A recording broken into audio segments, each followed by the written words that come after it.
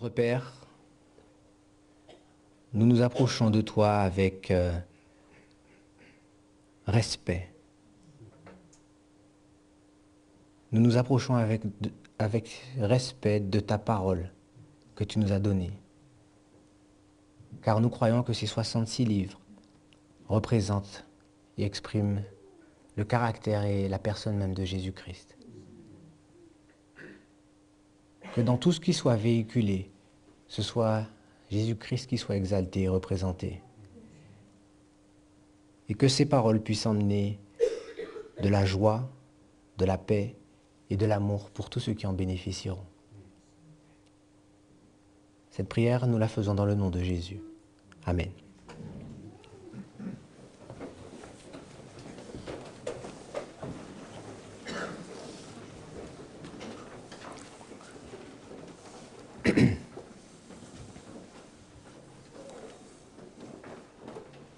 Nous allons revenir à notre texte de Lévitique.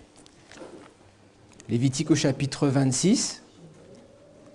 Et pour ceux qui n'étaient pas là hier, ou ceux qui regardent ces présentations par DVD, si vous voulez bien en bénéficier, il faut revenir sur l'étude d'hier, parce qu'à cause du temps, nous n'y reviendrons pas. William Miller a reçu de la part de Dieu, à travers la visite de Gabriel et d'autres anges, la révélation d'une chaîne prophétique. Une chaîne prophétique à 3 maillons. Et le premier maillon de cette chaîne, c'était une prophétie qui démarrait en l'an 677. Nous avons vu que cette prophétie, c'est la prophétie qui s'appelle la prophétie des 7 temps.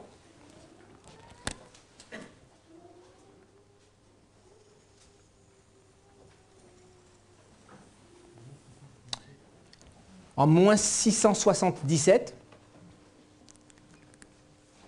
Oh, ma ligne n'est pas très droite. En l'an 677 va démarrer une période que William Miller va associer à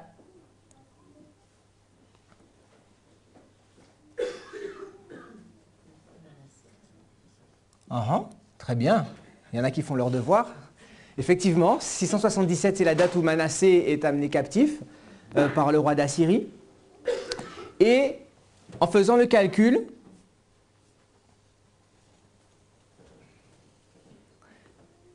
cette date va tomber à l'année 1843. Très bien.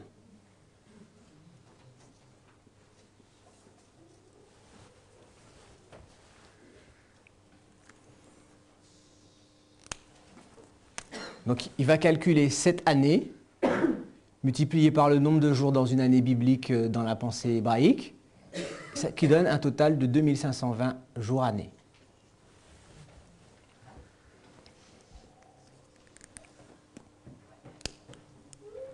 Il faut ici imaginer que William Miller est quelqu'un d'extrêmement important dans cette période du décèlement de vérité pour cette génération. Et tandis qu'ils avaient des rencontres, des meetings, un jour va se lever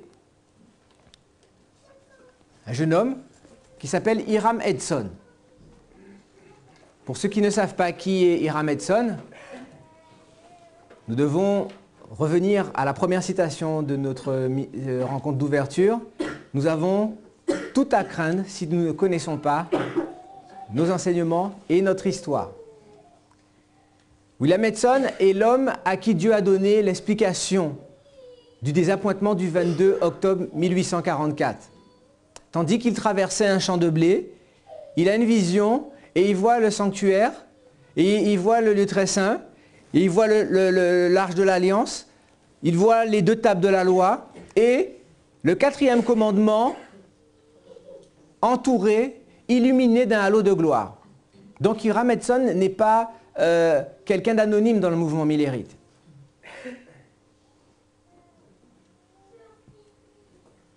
Et Hiram Edson arrive un jour dans une assemblée, dans une rencontre,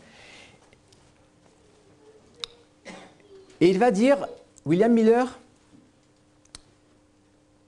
la manière dont tu as calculé les 2520 jours, il faut voir ça différemment.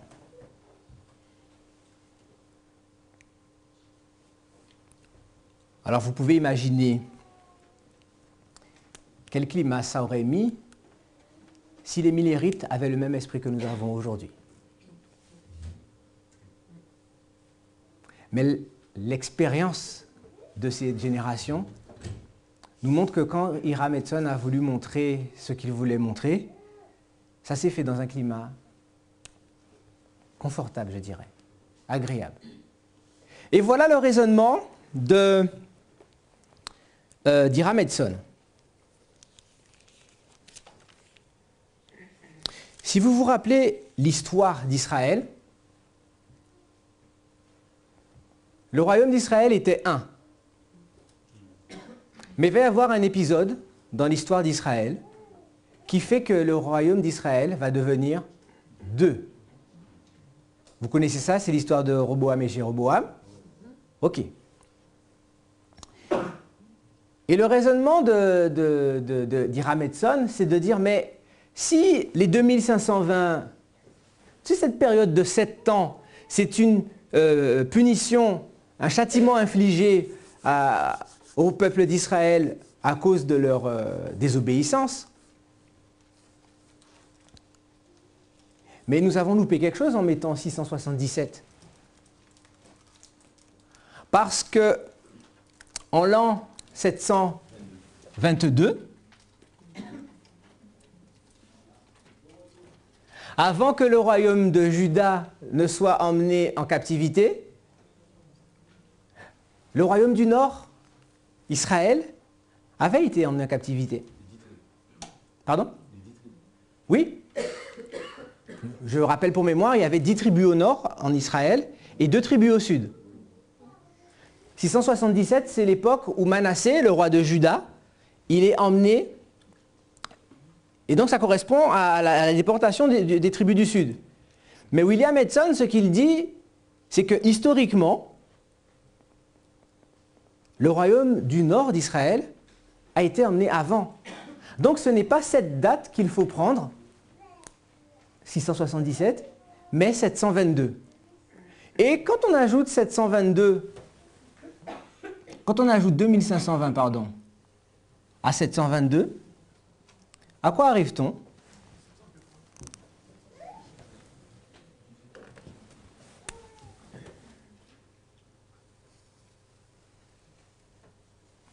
On arrive à une date accidentelle qui est 1798.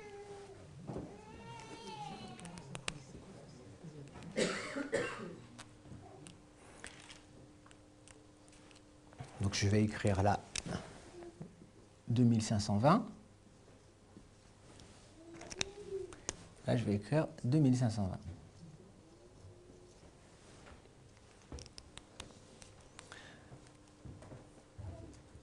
Les Millérites étaient confrontés à un problème. Parce qu'ils avaient accepté que la première façon de voir était correcte. Et ils se rendaient compte que la deuxième façon de voir avait aussi du sens. Mais comme ils ne comprenaient pas pleinement ces choses, ils n'en ont pas fait un sujet de contestation et de test. Et un des arguments que Hiram Edson va amener, et c'est un argument extrêmement puissant,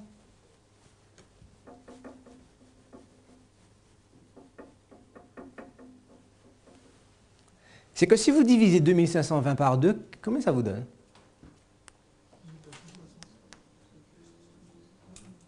« 2520 divisé par 2, ça fait 1260. Est-ce que c'est un chiffre qu'on connaît, ça, 1260? Hiram Edson, dans son argumentation, il montre que les 2520, si on les fait partir de 722,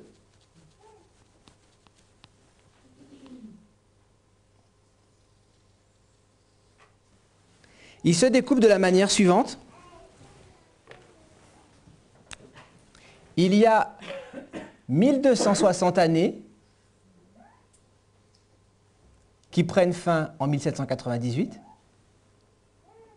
et 1260 années en prenant le début. Et quel est le point de milieu de cette période de 2520? C'est l'année 538. C'est une date que nous connaissons?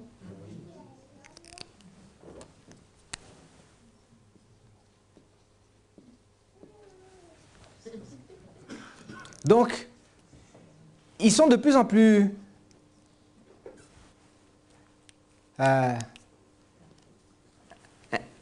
je dirais intéressés, parce ils voient que les deux choses tiennent, et ils ne peuvent pas dire si un a raison ou si l'autre a tort. Et la raison pour laquelle ils n'avaient pas cette connaissance, c'est parce que la révélation de la parole de Dieu, elle est progressive.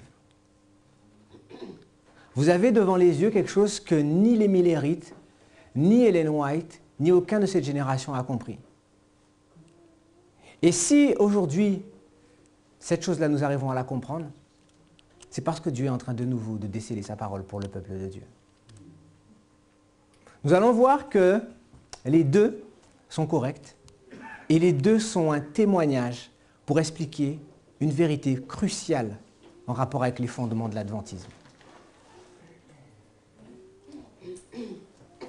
Vous aurez noté sur cette frise qu'ici, il y a un espace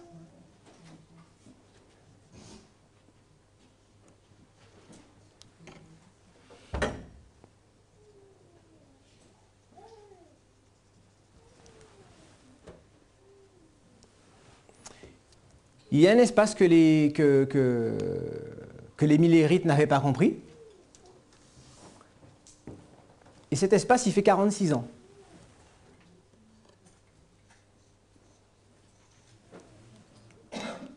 Laissez-moi le mettre plutôt par là.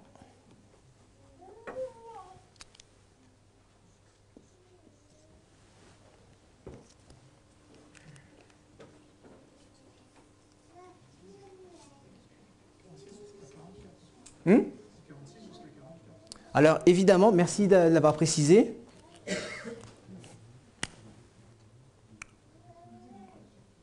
On va ajouter l'année 44. Non, ce que je vais faire... Non, si, je vais le laisser comme ça. 44, puisque c'est la date qui est notre point de concentration.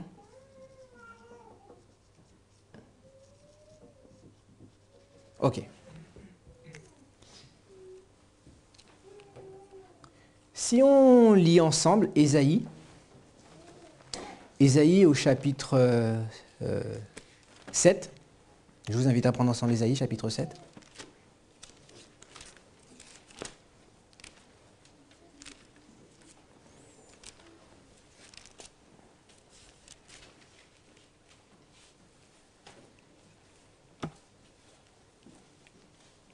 Nous pourrons lire à partir du verset 1, nous lirons jusqu'au verset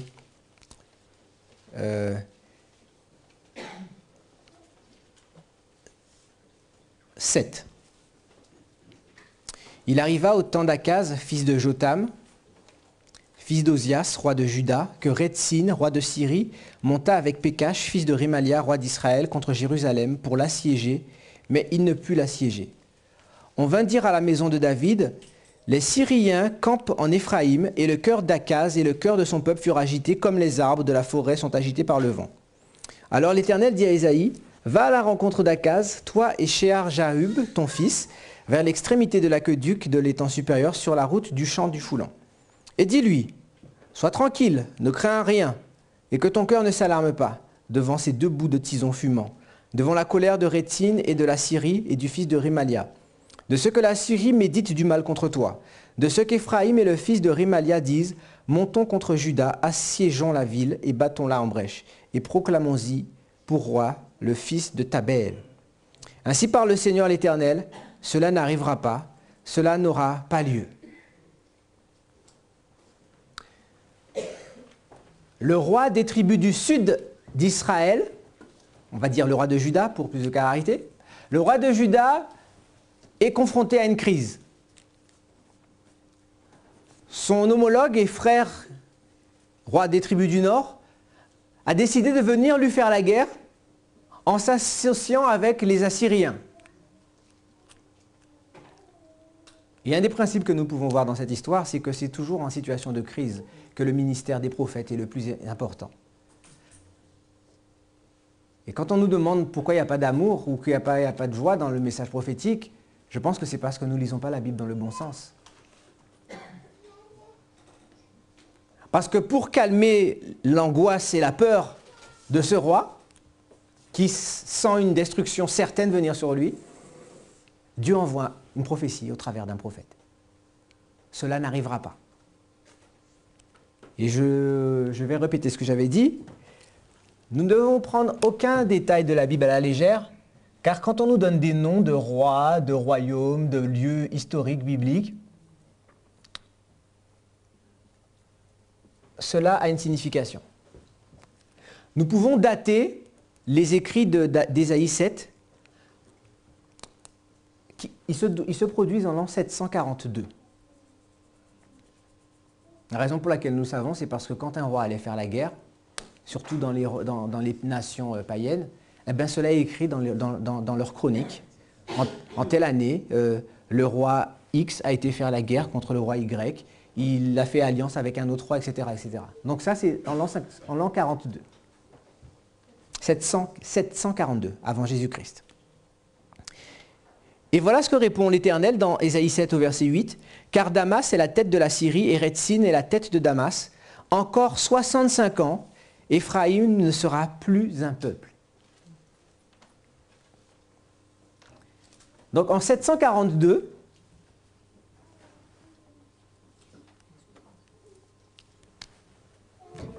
Dieu dit encore 65 ans,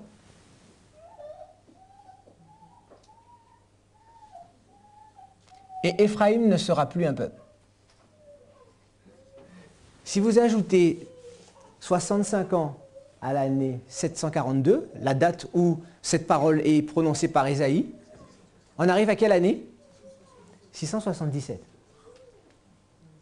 Mais ce qui est en train de se produire ici, c'est que 677, ça ne concerne pas le royaume du Nord. Et c'est la raison pour laquelle le texte ne dit pas « dans 65 ans ». Il faut comprendre la différence. Le texte dit « encore 65 ans ». Dans un intervalle de 65 ans, si je vous dis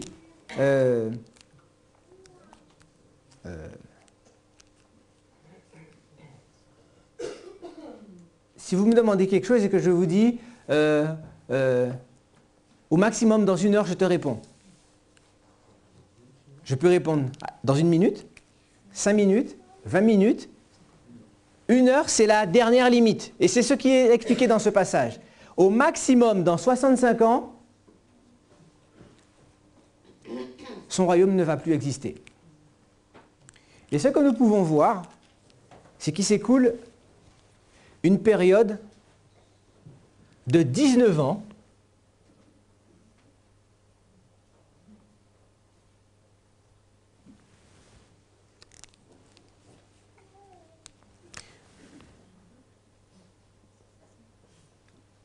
certains disent 20 parce qu'il y a une différence de date à plus ou moins une année dans ces choses-là qui sont données. Mais dans la prophétie d'Ésaïe chapitre 7 était marqué en réalité le point de départ des 2 périodes de 2520 jours. C'est ça que nous sommes en train de voir là. Et pour ceux qui disent que la prophétie ne parle pas de Christ et que c'est quelque chose qui est des calculs et des dates, regardez qu'est-ce qui vient juste après cette prédiction au verset 10.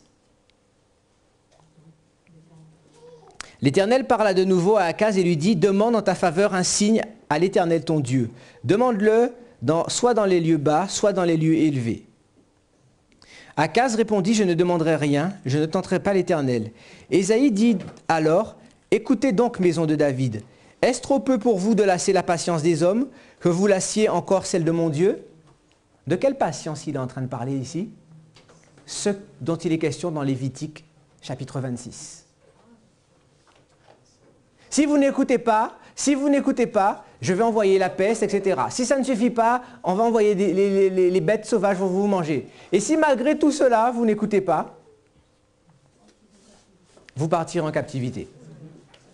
Dieu est en train de dire au roi de Juda, ne t'inquiète pas de ceux qui viennent, ils planent de venir te faire la guerre, parce que leur cas sera réglé dans cet espace de temps que je t'annonce.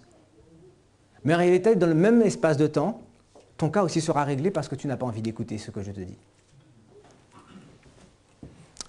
C'est pourquoi le Seigneur lui-même vous donnera un signe.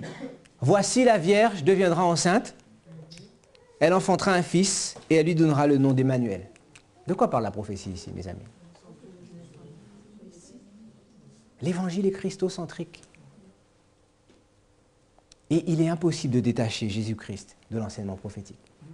Tout pointe vers Jésus-Christ. Ok. Une autre chose intéressante que nous avons pu constater,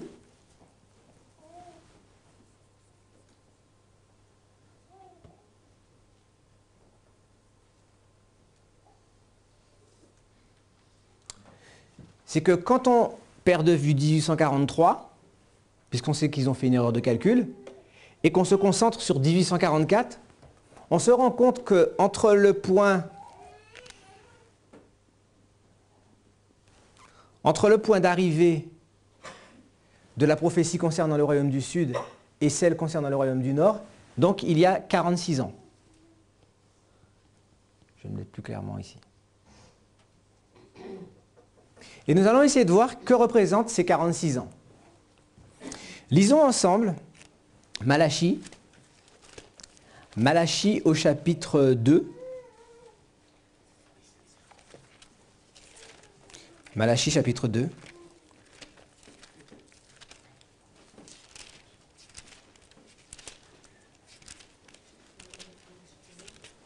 Et nous lirons... On va aller directement à Malachie chapitre 3. Voici j'enverrai mon messager, nous sommes au verset 1er, pardon. Voici j'enverrai mon messager, il préparera le chemin devant moi, et soudain entrera dans son temple le Seigneur que vous cherchez, le messager de l'alliance que vous désirez, voici il vient, dit l'Éternel des armées. Qui pourra soutenir le jour de sa venue? Qui restera debout quand il paraîtra? Car il sera comme le feu du fondeur, comme la potasse des foulons. Ici, la prophétie de Malachie annonce la venue du Messie. Qu'est-ce qu'il devait envoyer avant qu'il ne vienne? Son messager. Qui était son messager? Jean-Baptiste. Ceux qui ne reçurent pas Jean-Baptiste ne purent recevoir le messager. Ne recevant pas le messager, ils n'ont pas reçu l'effusion du Saint-Esprit à la Pentecôte. 3 étapes, un message de test.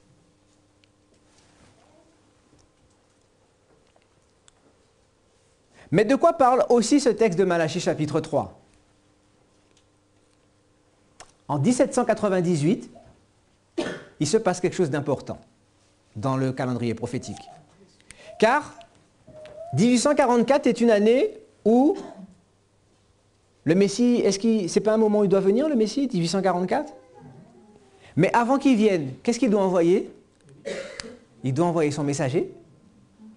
Et si vous lisez premiers écrits, et il y a plusieurs citations, Ellen White, elle le dit, elle compare l'œuvre de William Miller à celle de Jean-Baptiste. Ceux qui n'ont pas reçu Miller n'ont pas pu comprendre la séparation des églises et ils n'ont pas reçu le Messie lorsqu'il est rentré dans le lieu très saint en 1844. Toujours le même processus en 3 étapes.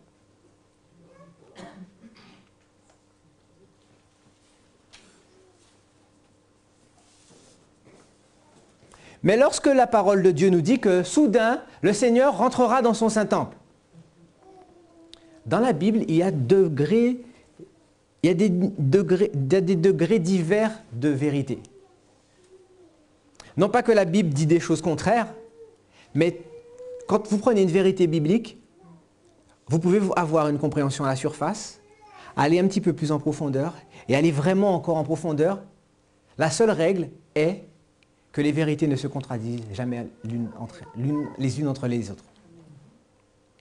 Et lorsque la parole de Dieu dit que soudain le Seigneur entrera dans son Saint-Temple, la Bible déclare dans 1 Corinthiens chapitre 6, « Ne savez-vous pas que votre corps est le temple du Saint-Esprit » Lorsque le messager de l'Alliance William Miller arrive sur scène, préparant la venue du Messie pour 1844, n'est-ce pas le moment où le Messie, où le Sauveur, vient visiter son peuple?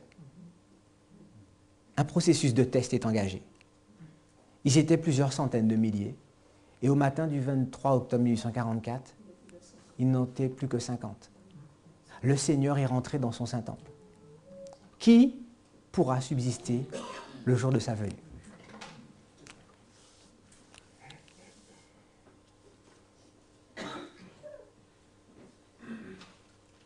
Est-ce qu'il s'agissait d'un temple littéral? Nous comprenons que c'est une chose spirituelle. Et maintenant, allons ensemble dans un texte qui se trouve dans Jean. Jean au chapitre 2.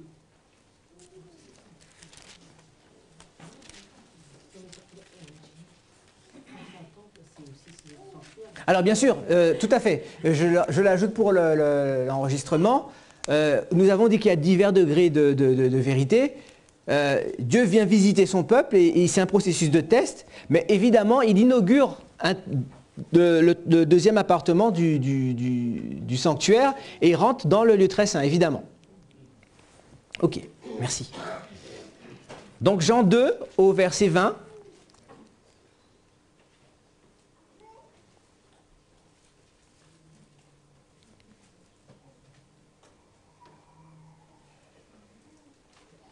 Lisons à partir du verset 13. Jean 2 à partir du verset 13. La Pâque des Juifs était proche et Jésus monta à Jérusalem. Il trouva dans le temple les vendeurs de bœufs, de brebis et de pigeons et les changeurs assis. Ayant fait un fouet avec des cordes, il les chassa tous du temple, ainsi que les brebis et les bœufs. Il dispersa la monnaie des changeurs et renversa les tables. Et il dit aux vendeurs de pigeons, « ôtez cela d'ici, ne faites pas de la maison de mon Père une maison de trafic. » Ses disciples se souvinrent qu'il est écrit « Le zèle de ta maison me dévore ». Les Juifs, prenant la parole, lui dirent « Quel miracle nous montres-tu pour agir de la sorte ?» Ils sont en train de lui demander « Tu as fait quelle école de théologie pour venir parler comme ça devant le peuple de Dieu? Où sont tes lettres de recommandation ?» C'est ça qu'ils sont en train de lui dire. Regardez la réponse du Seigneur. Jésus leur répondit, « Détruisez ce temple, et en 3 jours, je le relèverai. » En combien d'étapes Jésus va rétablir le temple? 3 étapes. À votre avis, pourquoi? Le symbole du message du premier, du deuxième et du troisième ange. La manière dont Dieu reconstruit son temple est toujours basée sur la compréhension du message des 3 anges. Mais lisons ensemble maintenant le verset 20.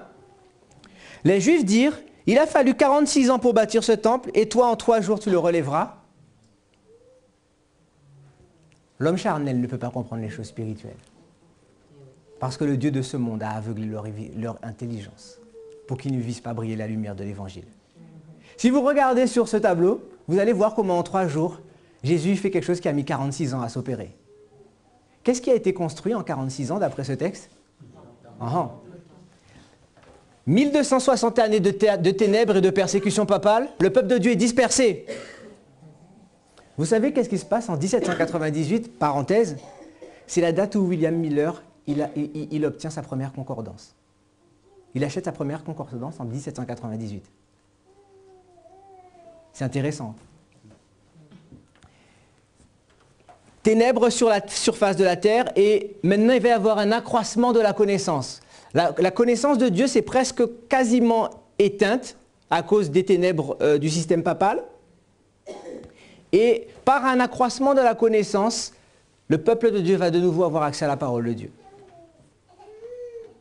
Et en 3 étapes, le message du premier, du deuxième et du troisième ange, pendant une période de 46 ans, qu'est-ce que l'Éternel est en train de faire? Il rebâtit son temple. Mais cette fois-ci, c'est un temple spirituel. Et c'est la raison pour laquelle vous et moi, nous ne sommes pas des baptistes. Vous et moi, nous ne sommes pas des pentecôtistes. Et je ne parle pas des individus, je ne parle pas de la sincérité des membres des autres églises. Mais si nous sommes le peuple sur lequel Dieu a invoqué son nom, c'est parce que de nouveau, de 1798 à 1844, Dieu va faire alliance avec un peuple. Comme il a fait avec l'ancien Israël. C'est pour ça que nous sommes le peuple de Dieu. Et le peuple de Dieu avait été dispersé suite à la désobéissance. Les deux périodes de dispersion étaient une conséquence du fait d'avoir violé l'alliance. Et en 1844, maintenant Dieu va choisir un nouveau peuple. Et c'est avec ce peuple-là qu'il va rentrer en alliance. Et c'est ce peuple-là qui va glorifier et restaurer son nom dans la dernière génération. Voilà l'enseignement des 2520 jours. Et nos pionniers n'avaient pas la compréhension que nous avons aujourd'hui, mes amis. Vous pensez que nous, des hommes fragiles, pécheurs, comme nous pouvons inventer des choses pareilles? Non.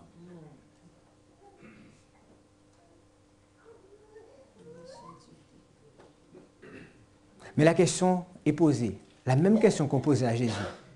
Montre-nous un miracle pour que nous croyions à tes œuvres. Les chiffres tombent par hasard au bon endroit. Mais le peuple de Dieu dit que parce que ça ne vient pas d'Andrews, ce n'est pas valable. Parce que ça ne vient pas de Collonges, ça n'a aucune valeur. C'est sérieux ce que nous sommes en train de voir là. Et ça demande une responsabilité à chacun d'entre nous.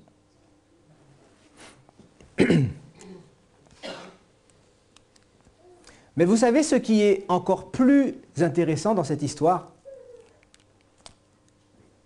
Est-ce que vous vous rappelez dans quel contexte cette prophétie qui marquait le départ des deux périodes de 2520, elle avait été donnée? Dans quel contexte? Un contexte de crise, mais cette crise, elle était causée par quoi? Donc quand il y a des attaques, on parle de guerre. Mais ce n'était pas n'importe quel type de guerre. Comment on appelle une guerre entre deux fratries? Est-ce qu'on peut appeler cela une guerre civile? Les citoyens d'un même pays qui s'attaquent entre eux, c'est pas ça la guerre civile? La prophétie d'Ésaïe 7, verset 8 est donnée, chers amis, dans un contexte de guerre civile.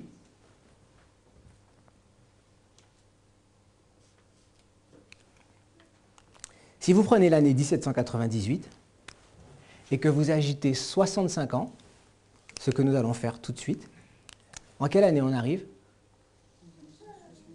On arrive en 1863.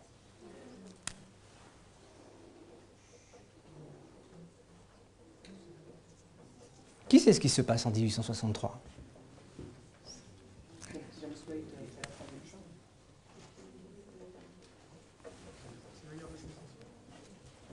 En 1863, il va se passer beaucoup de choses.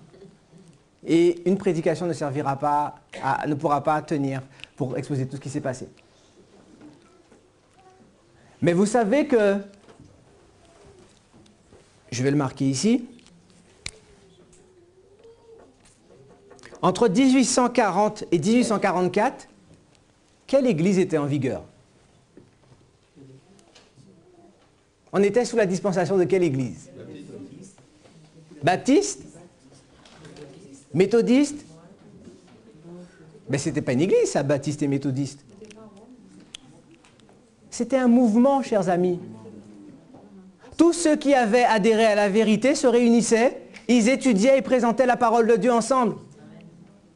Et c'est la raison pour laquelle ils n'ont jamais voulu avoir aucun credo. Ils n'ont pas voulu avoir de manuel d'église. Parce qu'en ayant cela, ils allaient s'enfermer.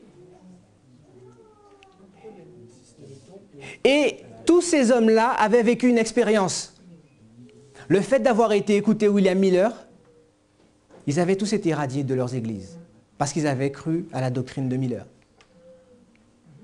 Et sachant qu'est-ce que ça induisait d'avoir un credo et des choses fermées, une des choses qu'ils ne voulaient pas, c'était reproduire ça dans le mouvement dans lequel ils étaient en train de vivre.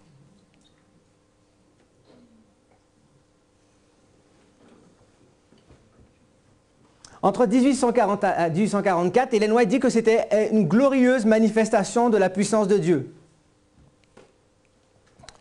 On parle du mouvement adventiste. Et le mouvement adventiste se décompose de deux phases. Une phase qui va aller de 1840 à 1844.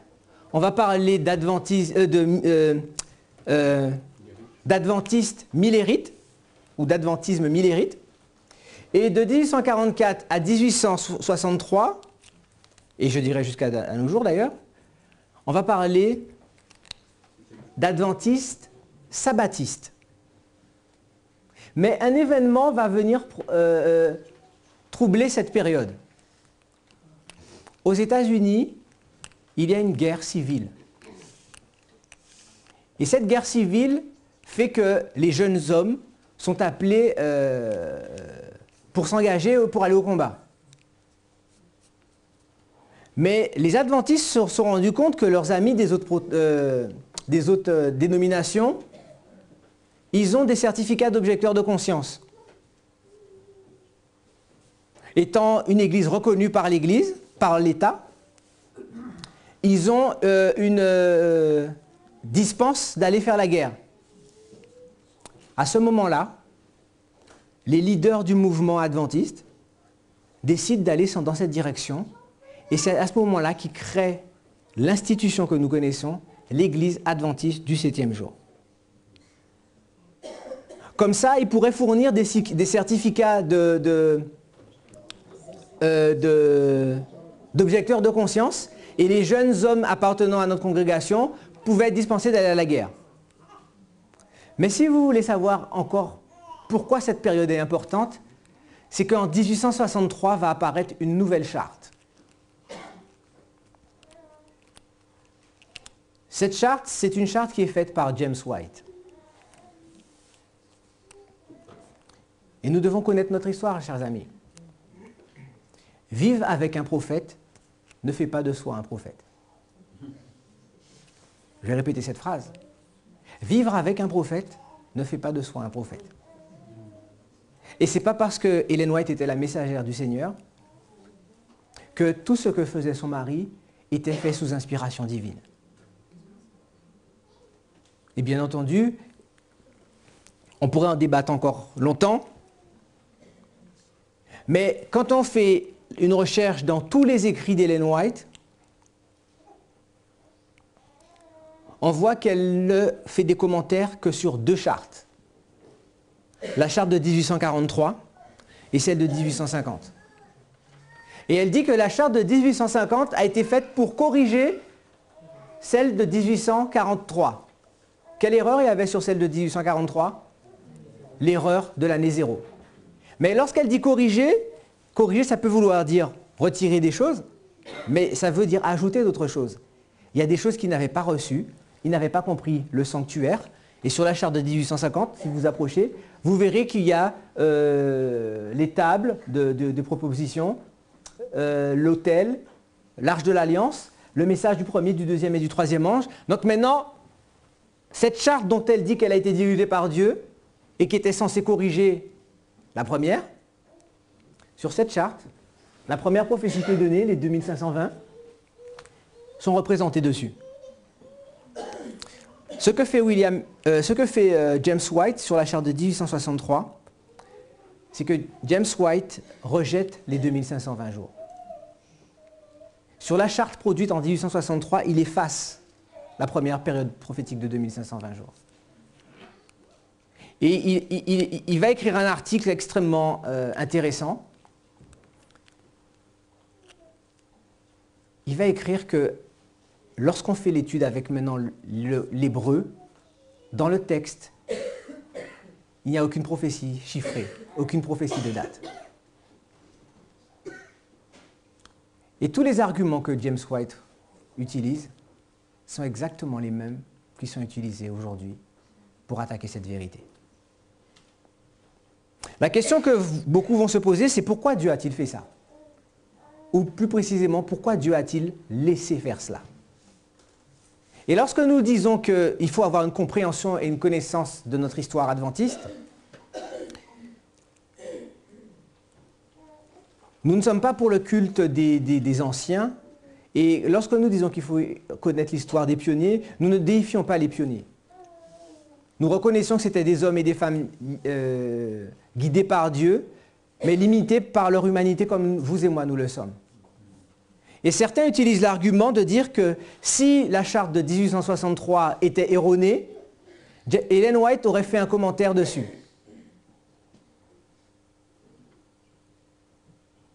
Mais sur les questions qui créent des divisions, Ellen White, elle adopte toujours la même méthode. Elle va dire que sur certaines choses qui ne sont pas d'une importance vitale, le silence est d'or. Et pour avoir une compréhension plus claire de ce que ça veut dire, vous savez que James White, il a été dans la tombe, il est mort, en ayant une mauvaise compréhension de la divinité. Et durant toute la vie de James White, Ellen White ne va jamais corriger cela, jamais. 2 années plus tard, en 1883, puisque James White est mort en 1881, Ellen White va faire ce qu'elle n'a pas fait du vivant de son mari. Et ce qu'elle va écrire contredit ce que disait son mari. Vous pourrez rechercher, c'est dans les archives de notre histoire. Simplement pour dire que l'histoire nous montre que la messagère du Seigneur, c'était Ellen White. William Miller, Joseph Bates, Hiram Edson, c'était des collaborateurs qui ont été dirigés et guidés par Dieu, mais ils ont commis certaines choses qui ont été laissées pour notre instruction. Vous savez que William Miller, c'était le messager de l'Alliance. William Miller n'a pas accepté le sabbat. Comment a-t-il préparé le monde à recevoir le jugement de Dieu et la vérité qui allait faire de nous ce que nous sommes, la vérité la plus importante? Il l'a rejetée. Si vous lisez Premiers écrits, Ellen White explique qu'est-ce qui est arrivé à William Miller. Vous savez qu'est-ce qu'il a fait, William Miller? William Miller a commencé à s'appuyer sur lui-même. Deuxième erreur que William Miller a commise, il s'est appuyé sur la connaissance des leaders. Et il se disait que si les leaders avaient accepté le sabbat, lui pourrait l'accepter. Parce que comme c'était ses amis et qu'ils avaient travaillé ensemble depuis si longtemps, il n'était pas possible que ses amis le conduisent dans l'erreur. Et qu'est-ce que nous dit la parole de Dieu? Qu'est-ce qui fait que la parole de Dieu est scellée? Les doctrines, les traditions, les coutumes et la sagesse humaine. Et l'exemple de William Miller, comme l'exemple de James White lorsqu'il produit la charte de 1863, est un symbole de ce qui arrive à l'adventisme aujourd'hui. En s'appuyant aveuglément sur notre prétendu savoir, sur l'enseignement et les doctrines de nos élites, nous fermons notre cœur, nous fermons nos oreilles, nous fermons nos yeux à la vérité de l'évangile éternel. Et la Bible dit que tout cela a été écrit pour notre instruction, pour nous qui sommes arrivés à la fin des temps.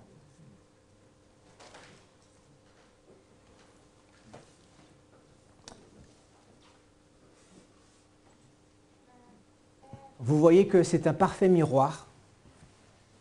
Ces deux histoires sont un parfait miroir.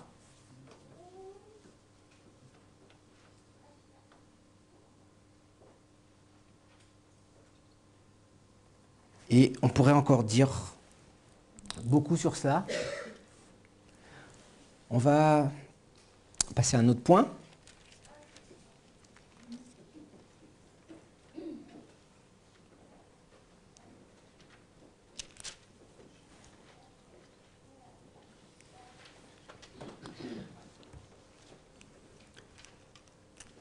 Derrière le mot prophétie des 2520 jours, il y a un concept spirituel. Ce concept spirituel, il est simple. La désobéissance emmène le fait qu'on est séparé de Dieu, qu'on est dispersé. Cette dispersion n'est pas là pour détruire, mais c'est un appel à la repentance, pour revenir à Dieu. Et il y a toujours deux lignes. Une ligne qui va obéir et une ligne qui ne va pas obéir. Comment vous appelez cela? L'évangile éternel. L'évangile éternel est là pour faire une ligne de démarcation entre deux catégories d'adorateurs. Entre les vierges sages et les vierges folles. Et ce qui est extrêmement saisissant, c'est de voir tous les efforts que Dieu fait pour que nous comprenions sa parole. La Bible dit que Dieu fait exception de personne. C'est bien ça? Jacques, c'est ce qu'il dit? Dieu fait exception de personne. Dieu considère certains d'une manière et les autres d'une autre. La parole de Dieu déclare que Dieu ne fait pas exception de personne. Moi qui suis un adventiste du 7e jour, si quand je désobéis à la parole de Dieu, je suis sous la condamnation, qu'arrive-t-il à ceux qui ne sont pas des adventistes du 7e jour? La même chose, mais sauf qu'ils ne le connaissent pas. L'apôtre Paul va développer ça très bien dans Romains. Ce que l'évangile emmène, c'est de nous emmener à être plus condamnés, puisque avant on faisait le mal mais on ne le savait pas, mais maintenant on le sait. Mais la puissance de l'évangile, c'est de nous faire sortir de notre égarement. Amen. Et puisque lorsqu'on désobéit à Dieu, un châtiment de 7 ans de dispersion est donné, regardons ce que la Bible nous dit pour ceux qui ne font pas partie du peuple de Dieu. Prenons ensemble Daniel. Daniel au chapitre 4.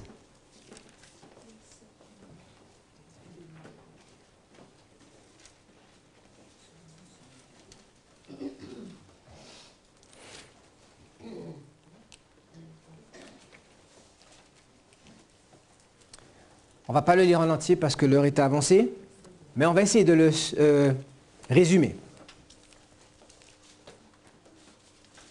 Vous savez que Dieu appelle Nebuchadnezzar mon serviteur, comme il a appelé Cyrus son serviteur. Et en certains égards, Cyrus est un type du Christ. Ça, vous savez. Ok. Pourtant, Cyrus, Nebuchadnezzar, ce sont des rois païens. Cela nous devrait nous donner une dimension, mes amis. Dieu n'est pas enfermé dans des concepts d'hommes. Dieu n'est pas enfermé dans des règles, dans une organisation. Dieu fait la révélation à qui il désire. Et si vous prenez le temps d'analyser, qui est-ce qui a écrit le chapitre 4 de Daniel?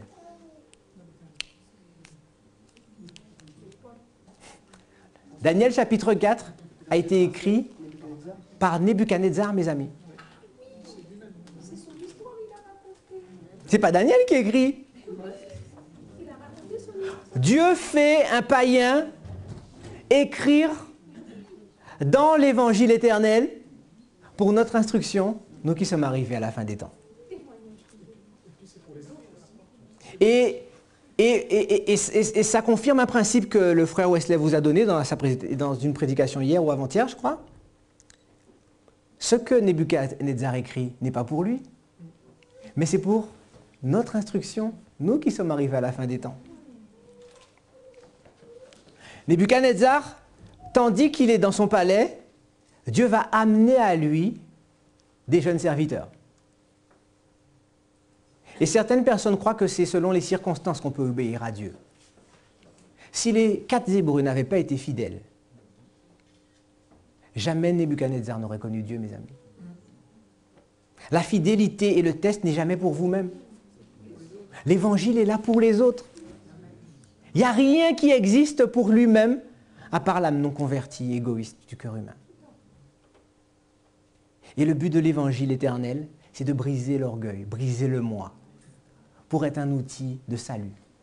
Parce que si nous ne sommes pas un outil de salut, que nous le choisissions ou non, nous sommes un outil de destruction.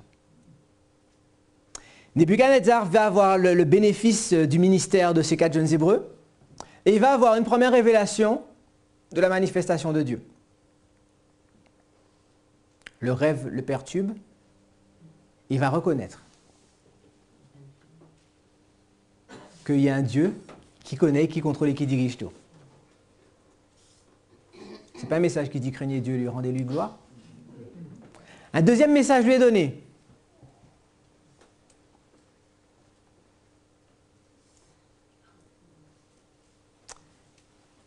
Il va, en réaction du premier message, le message disait que son royaume allait terminer. Lui, qu'est-ce qu'il veut faire? Il veut montrer un royaume éternel. C'est le spiritisme, mes amis. Le spiritisme promet d'avoir la vie éternelle dans la désobéissance et la rébellion contre Dieu. Et il va utiliser ce qu'a dit Dieu pour emmener son plan. C'est ça le spiritisme.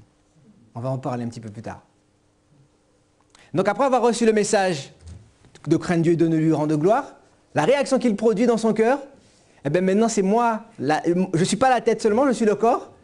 Et maintenant, tous ceux qui ne m'obéissent pas, ils vont passer au fil de l'épée. Il reçoit un message là. Ô roi, sache que sur ces choses-là, notre Dieu qui est là-haut dans les cieux, il peut nous délivrer. Mais sache que même s'il ne le fait pas, nous n'avons pas à te répondre là-dessus. Vous savez, c'est quoi comme message ça? C'est le message du deuxième ange. Mais vous ne voyez peut-être pas encore pourquoi. Cet homme voulait les emmener par la contrainte à désobéir à la loi de Dieu. Il les a séduits d'abord par la musique, et nous verrons que la musique a un rôle séducteur pour détruire les âmes à la fin du monde. Aujourd'hui, il est impensable de comprendre combien nous sommes aveugles en tant qu'adventistes du 7e jour. La musique a joué un rôle dans la séduction de Balaam. Elle a joué un rôle dans la séduction dans la plaine de Dura. Et nous, aujourd'hui, nous disons que ça n'a pas d'importance. C'est juste un détail. C'est une question de foi, de comment on le ressent, de culture. Mais la seule culture que nous avons, c'est la culture du ciel. Une culture basée sur les principes. Et le principe de la Bible, c'est l'obéissance. Mais revenons au message du second ange. Lorsque le roi va voir qu'il n'arrive pas à persuader tout le monde à l'obéir par la séduction, il va utiliser la force. Mais est-ce que par la force, il arrive à les persuader? Elle est tombée. Elle est tombée, Babylone. Parce que même en les menaçant de mort, il ne peut pas les faire désobéir à la loi de Dieu. Il a reçu le message du premier ange dans la statue, le message du deuxième ange lorsque les jeunes hommes ils sont dans la fournaise. Maintenant, il reçoit le message du troisième ange. Il reçoit un rêve avec l'arbre. C'est le livre de Daniel 4. Et de quoi parle le message du troisième ange? Jugement. C'est un message de jugement. Qu'est-ce qui va arriver à cet arbre? Il va être coupé. Vous voyez comment la Bible est simple? Vous voyez comment la Bible est pleine, mes amis? Ce sont des inventions d'hommes, ces choses-là? Quel homme peut inventer des choses pareilles?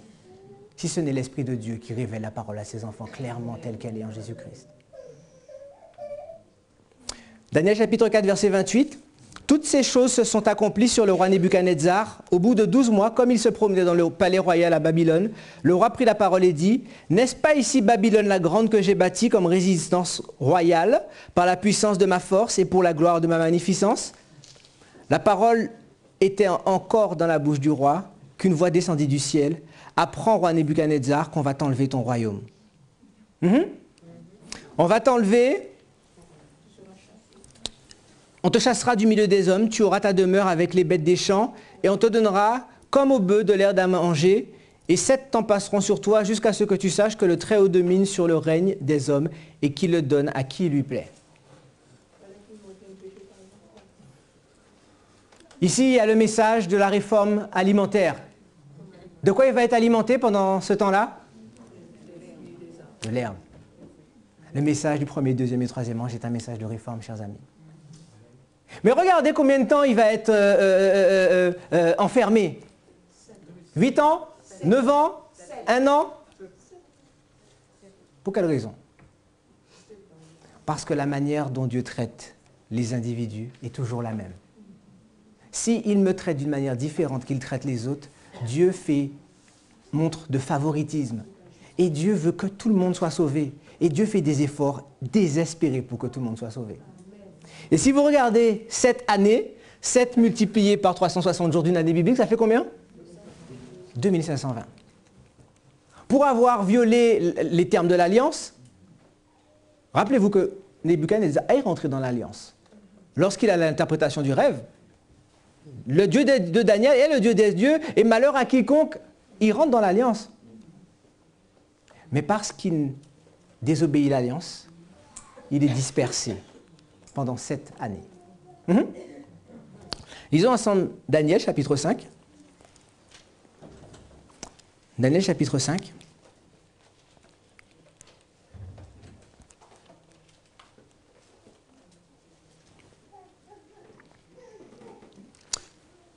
Daniel chapitre 5 va parler d'un roi qui s'appelle Belchatsar.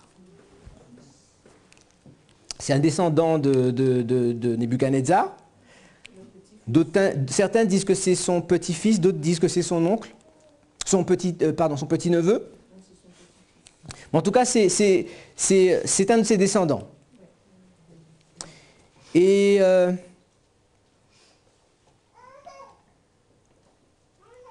si nous lisons le verset 20, « Mais lorsque son cœur s'éleva et que son esprit s'endurcit jusqu'à l'arrogance, il fut précipité et dépouillé de sa gloire. » De qui on parle ici? On parle de Nebuchadnezzar.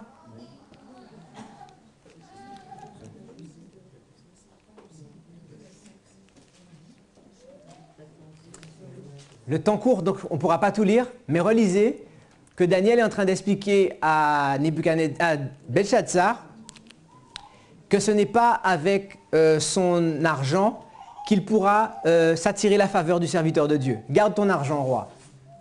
Mais néanmoins, je vais te donner l'explication. Tu as reçu le message du premier, deuxième et du troisième ange, puisque tu as vu la vue de ton ancêtre Nebuchadnezzar. Tu as vu l'exemple qu'il a eu. Est-ce que tu as écouté la leçon? Lisons ensemble.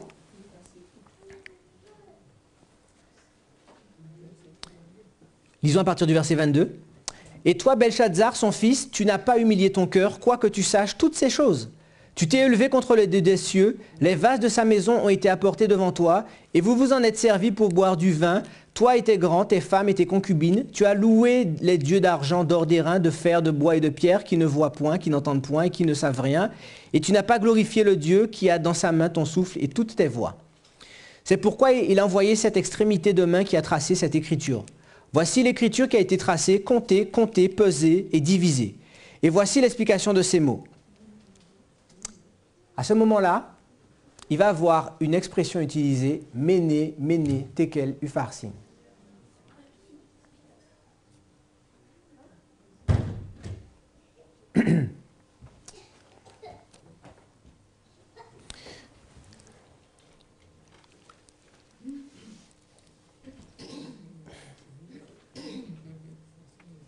Lorsque cette parole lui vient, lisons au verset 30, « Cette nuit même, Belchatsar, roi des Chaldéens, fut tué, et Darius le Mède s'empara du royaume, étant âgé de 62 ans. » Si vous prenez le temps de regarder Méné,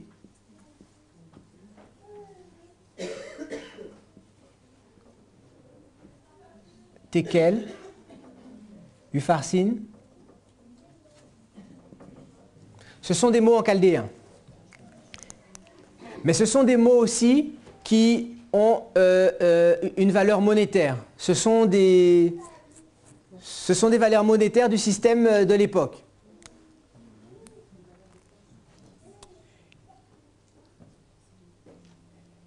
Il fallait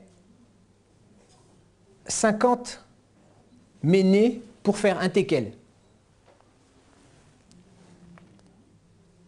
Il fallait, donc, il y a 2 fois méné, ça fait 50. Il faut un teckel pour faire un teckel, évidemment.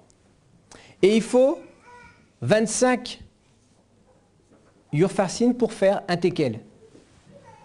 Parce qu'en réalité, Upharsin, ça veut dire diviser. C'est la moitié d'un méné. Et ça nous donne 126. 126 tekel. Ça va jusque-là? Mais en Israël, on n'utilisait pas le tekel. En Israël, on utilisait le guéra. Et pour faire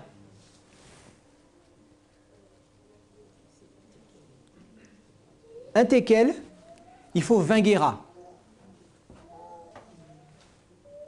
Donc si vous prenez 126 que vous multipliez par 20, vous verrez que ça vous donne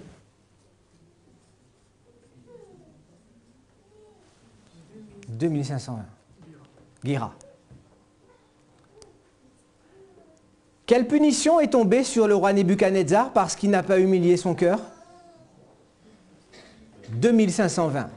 Quelle punition est tombée sur le roi Belshazzar parce qu'il n'a pas humilié son cœur?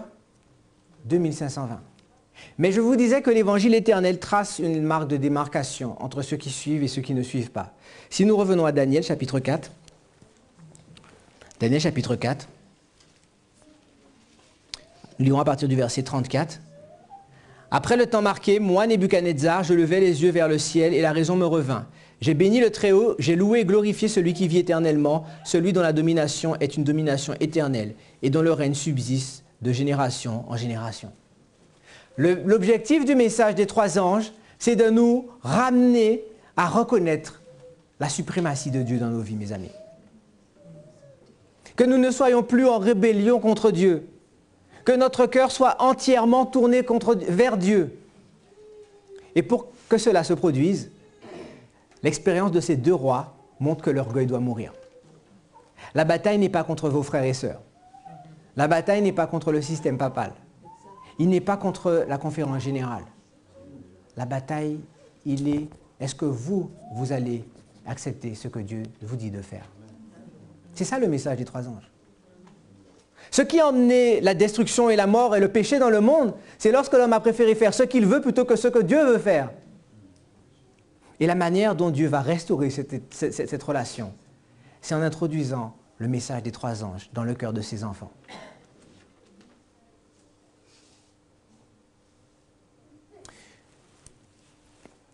Maintenant, tandis que nous sommes en train de conclure,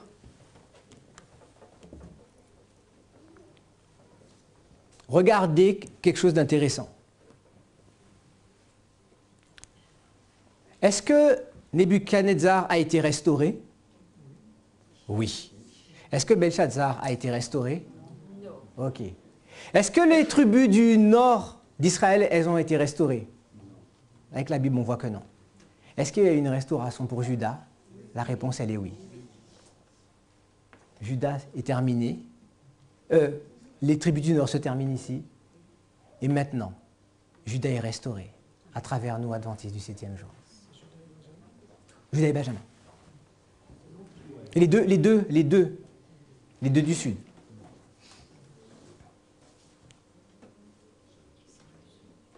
Il est temps, chers amis, de revenir dans l'alliance avec l'Éternel. Mais parce que les traditions des hommes, l'obéissance à un pouvoir centralisé, ont retiré toute puissance à l'Évangile. Parce que en utilisant et en contrôlant les masses, Satan veut retirer la pensée de l'éternité dans nos cœurs. Tandis que nous concluons,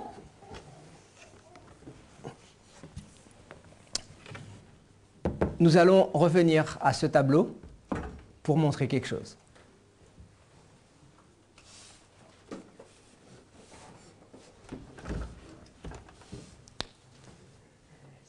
Ésaïe disait que l'enseignement à la fin du monde, il va se faire ligne après ligne.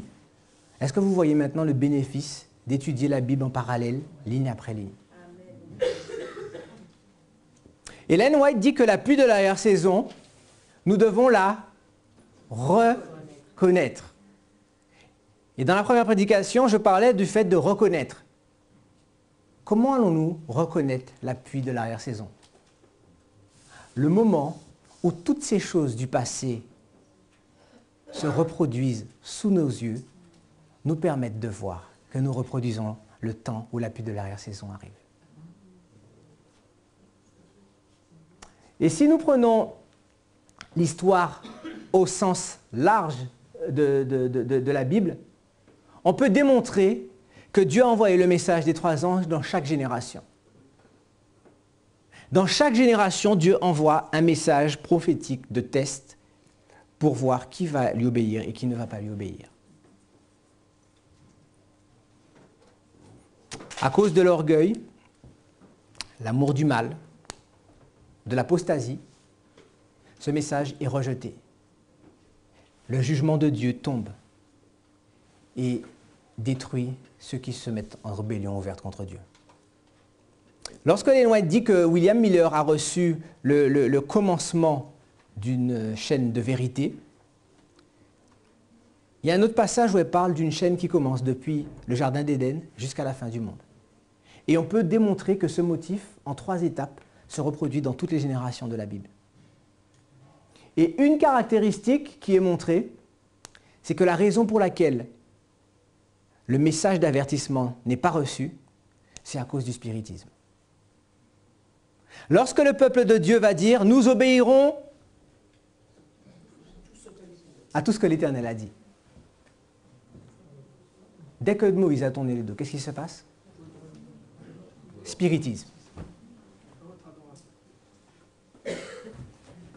Ça, c'est l'histoire de la Pentecôte. Lorsque Israël va choisir de ne plus obéir à Dieu et préfère avoir un roi, quelle est la première chose que la Bible nous montre concernant cette histoire? Le spiritisme. Saül va aller après la sorcière.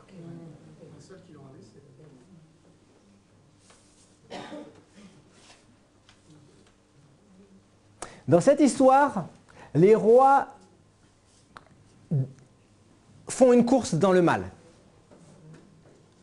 Si vous lisez l'expression « et celui-là a fait encore pire que celui qui le précédait », c'est une escalade vers les ténèbres.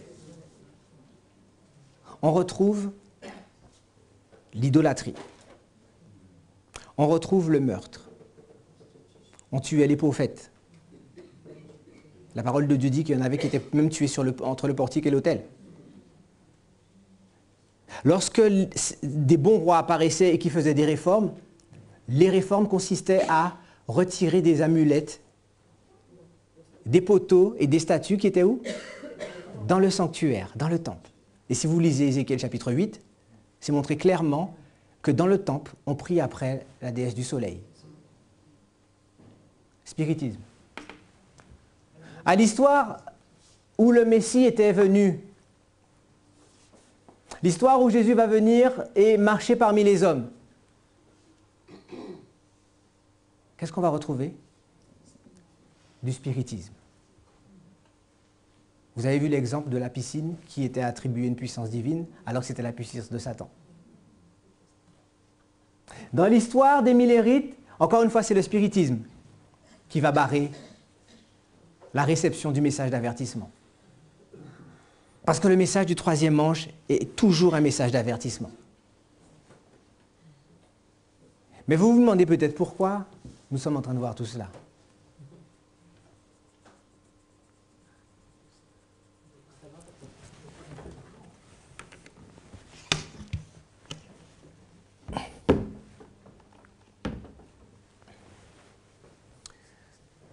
Lorsque vous retracez la ligne qu'on a vue de l'autre face du tableau, on voit que l'introduction d'enseignements erronés est la seconde étape après le spiritisme.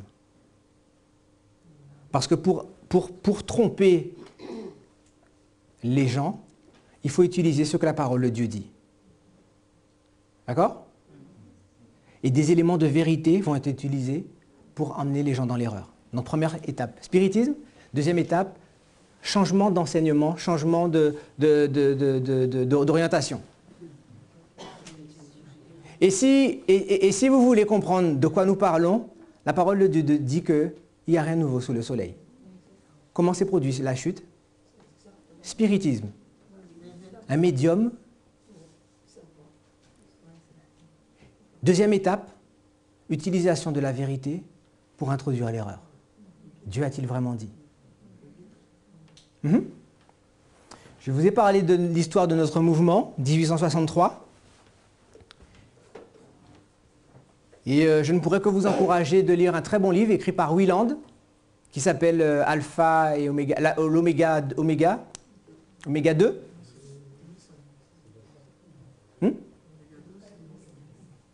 C'est Wheatland et Short et Wieland? Il me semble, bon, vous vérifiez. En tout cas, c'est le livre Oméga 2. Il me semble que c'est Wieland. Hein. Dieu a révélé des précieuses lumières à 7 générations au travers du ministère de William Miller. Un mouvement est né, puis une église sur laquelle Dieu a invoqué son nom.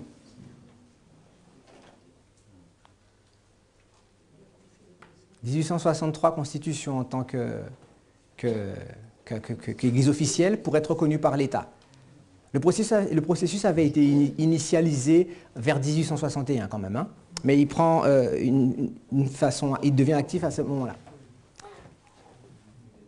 Qu'est-ce qui se passe à la fin du 19e siècle? Ces hommes qui avaient reçu toutes ces lumières, ils introduisent le panthéisme. Kellogg, dont Ellen White dit qu'il était le médecin, le médecin de Dieu, il était les mains que Dieu utilisait pour guérir, il introduit le panthéisme dans l'église adventiste. Dans l'église adventiste, il va y avoir un mouvement qui s'appelle le mouvement de la chair sanctifiée. Et ils vont introduire des orgies, de l'échangisme.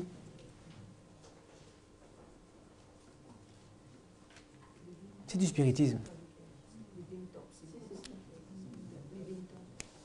Et la raison pour laquelle cela nous est rappelé, c'est parce que abandonner la vérité ne se fait jamais sans conséquence. Abandonner les termes de l'alliance induit toujours des conséquences. Et tous les messages d'avertissement se réalisent, mes amis. Relisez notre histoire, c'est pour ça que Dieu a détruit Battle Creek. L'institution adventiste avait 3 outils puissants. Si vous lisez les rois des différents, parce qu'il y avait encore des rois à cette époque-là, ils se déplaçaient des cours d'Europe pour venir être guéris à Battle Creek aux États-Unis. Un outil puissant de témoignage. L'imprimerie qui avait permis de diffuser les tracts était un puissant outil d'évangélisation. L'église de Battle Creek était un puissant outil. Les 3, ils ont été brûlés parce que le jugement de Dieu est tombé sur eux.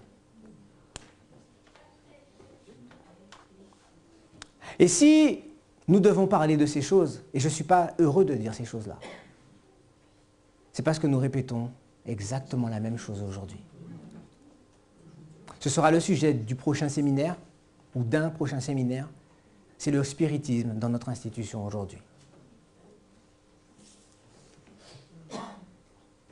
Ceux qui ont introduit le panthéisme, pour ceux qui ne savent pas, le panthéisme, c'est le fait de dire que Dieu habite partout. Ils ont utilisé la vérité pour emmener l'erreur. Et on va voir quelle part la philosophie est un véhicule pour emmener l'apostasie dans l'Église. Ils sont partis d'une question très simple. Dieu est-il omniprésent? Dieu est-il omnipotent? Dieu est-il omnipuissant? Si Dieu a ces 3 caractéristiques, est-ce qu'on peut enfermer Dieu dans un sanctuaire dans le ciel? Vous comprenez la logique derrière ça? Deuxième type d'enseignement erroné. Est-ce que quelque chose de souillé peut rentrer au ciel? Rien de souillé, rien d'impur rentre au ciel. Est-ce que vous pouvez m'expliquer maintenant pourquoi il faut purifier le sanctuaire dans le ciel alors?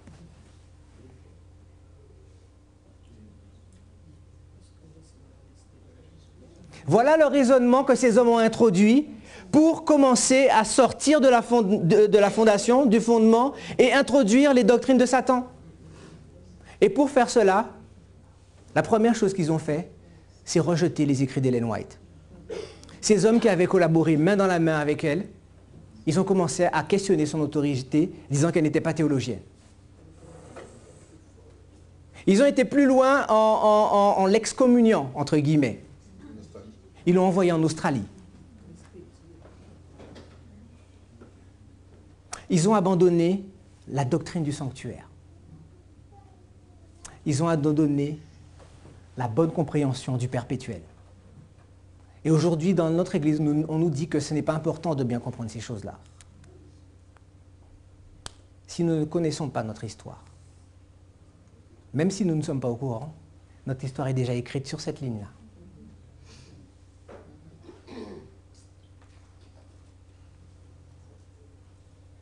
La philosophie est faite pour tuer la pensée de Dieu en nous, mes amis. Je n'ai rien contre les philosophes, personnellement. Mais il faut vous poser une question. D'où vient-il que maintenant, pour être un enseignant dans la parole de Dieu, il faut avoir fait de la philosophie? Avez-vous remarqué qu'un nombre grandissant de nos enseignants et de nos dirigeants ont des doubles diplômes de théologie et de philosophie? Si vous lisez l'histoire du peuple d'Israël, les pharisiens avaient une compréhension erronée de la parole de Dieu.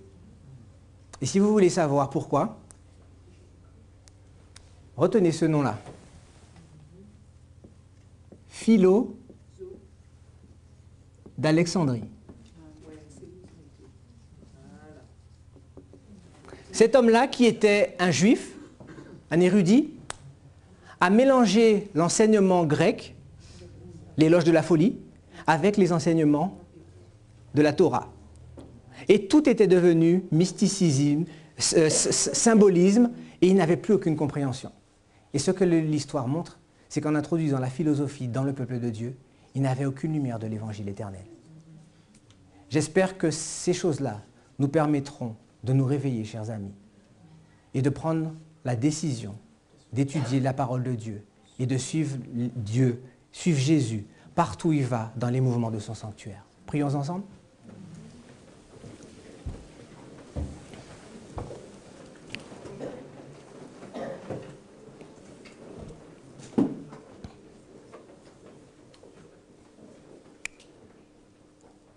Notre Père, nous sommes conscients que nous sommes des instruments limités et fragiles, Seigneur.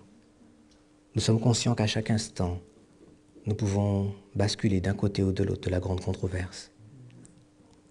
Nous voulons que ta parole nous préserve de chuter, Seigneur. Détruis l'orgueil humain. Détruis la confiance en nous-mêmes que nous avons pour nous appuyer sur le bras du Tout-Puissant.